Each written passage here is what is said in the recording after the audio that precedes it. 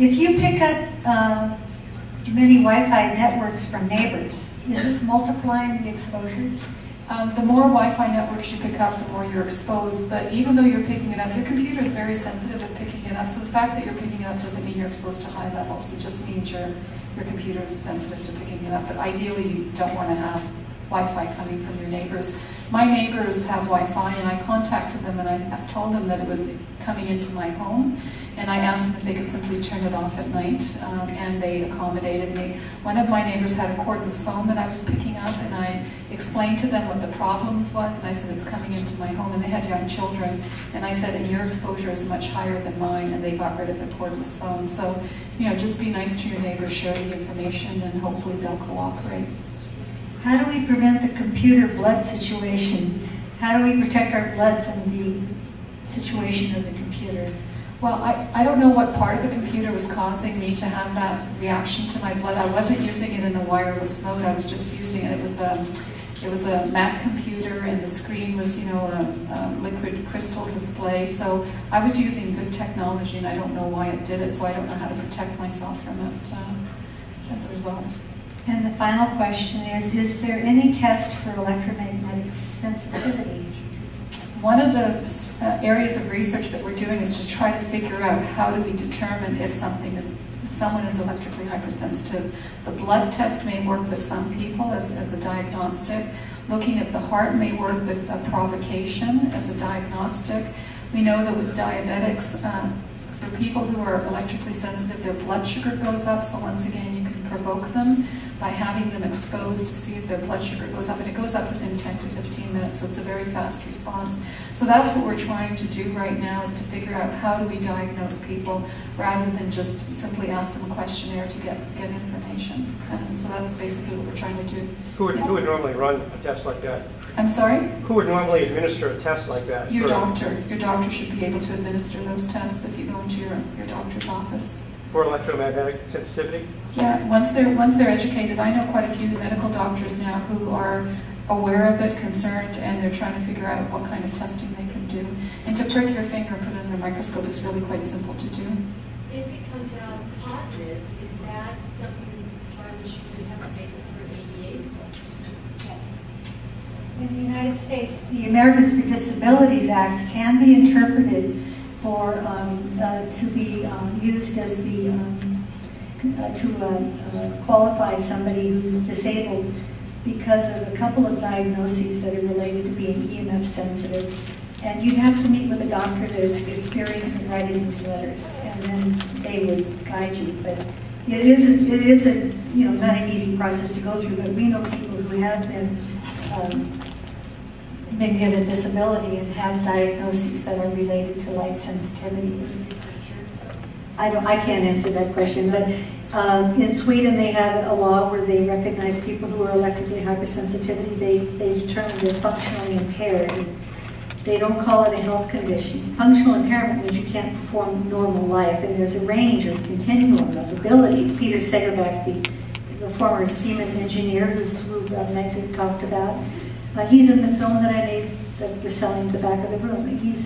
He and 17 other engineers all became ill. They came to work for Siemens from all over the country, and within a year and a half, they were all ill. And for him, it was very serious. And so, the guy's not crazy. He doesn't have a health condition. What he has can be treated by removing the source.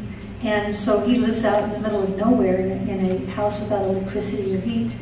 And he very limited exposure to a computer wrapped in a special covering. I know people in the U.S. who are living like that right now.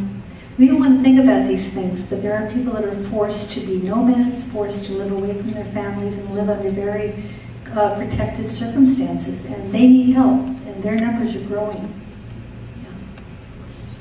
Yeah. Yes? Could I answer a couple of questions about use of cell phones in the car?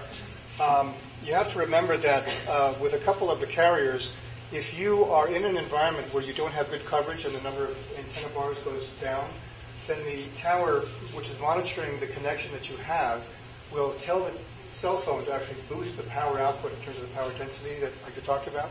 And so what happens is you have more exposure. And one of those environments is inside a car. because it's steel enclosed, as she mentioned, and it's called a resonant chamber.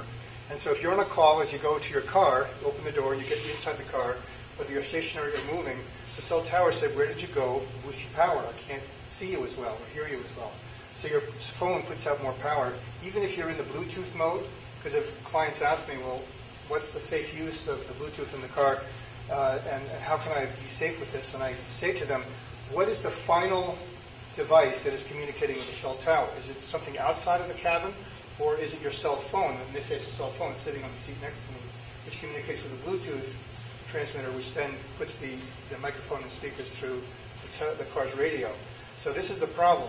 I have an antenna on the roof of my car, sitting oh no, not here, I came with my girlfriend, but then I have a wire that goes inside the back of my, the back door behind me, with a wire that comes up through the bucket seats, and I plug it in right here.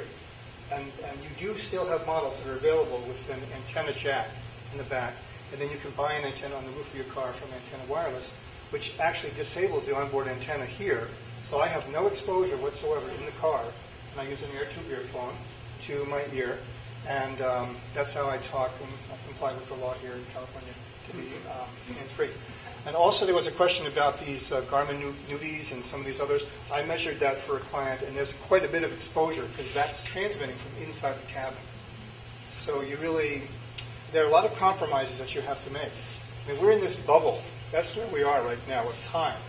It's a race against time, and the melting, or the crucible is America, actually, because we're the major country that has a blackout as far as the media is concerned because of revolving boards of directors and the collusion between industry and media, because a lot of these companies, the corporations, GE owns NBC, and they also do business dealings with LG, and Verizon is also doing business dealings with Rupert Murdoch, who owns Fox and the Wall Street Journal. So one part of the corporate empire is not going to do something to take away profits from the other part, and many of these media conglomerates are huge advertisers for these cell phone carriers. So that's what we're up against in the States. And the other thing is we have this race against time that we know that in 10, 15, 20 years, we're going to see a huge swath of the human population which are going to manifest these symptoms that Magda talked about. And I think a lot of people are going to have to get ill and die before something is done. We're in no different position now than we were in with tobacco and asbestos 20 and 30 and 40 years ago. That's the reality. But all the activities that we're talking about, all the public awareness, all the activities that all of you are doing are really making a difference. Mary and I work with people on the front lines every day, going into their homes, working with them. And I deal with people who say, well, I'm on board with this, but you've got to talk to my son. And they're in there, or their husband is sitting there all afternoon while I've got the power off doing my work in the panel, and the husband is sitting there on his computer, his cell phone, doing his email, And I come back a week or two later, and they haven't changed their habits after everything that I tell them, which is exactly what you've heard tonight. It's this huge tide that's going in the direction of more and more apps, and yet the health effects are not known, but they're there. If you connect the dots, like physicians in Europe have done, then you'll see the connection. So it's just a matter of time. But with the internet, with the work of these two ladies in particular, I've known them for years, and I've known of their work for years. And what they're doing is just spectacular and stellar. So we're really lucky to have them here. Thank you, Orm. We have time for one more question, the statement. Yes? I just want to say, my name is Ellen, and I'm crazy busy like the rest of you. We are moving because we have 3 cell towers coming 600 feet from our house. So I'm busy. And yet, at the same time, I want to fight the smart meters, which I've been told are coming to this area and West LA in 6 months. But if San Francisco can put a moratorium on them, and Berkeley and all this, I do believe we can do it. But I can't do it by myself. And I would like to, maybe if someone has an extra piece of paper, get a list of people let's get organized and use our different talents to spread the word and make people work, because people have no idea. And they may not want to know, but once they know, they do want to hear about it. So, and this is our homes. So that's particularly outlandish, and people get protective of their homes. So if we can do that at the end, I appreciate it. wonderful closing comments. Thank you all for coming. If you want to hear more of Magda, she's speaking Sunday morning at 9:30 at the Cancer Control Society Conference. It's an alternative medicine conference at the Sheraton Universal in Universal City. And there's an entry fee to come to that, but you get to stay all day. And this was free, and so we did because we went there. We could do this, so that was the arrangement. But yes, ma'am. Is there anyone here from Pacific Palisades Residents Association? Yes. Okay. So you two should talk. And I'm going to close the formal meeting because we ran about hour over, and I know people need to get home and get to bed. They got to go to work tomorrow. So we're going to close the formal, but you're welcome to hang around as long as Rena lets us. Thank you. Good night.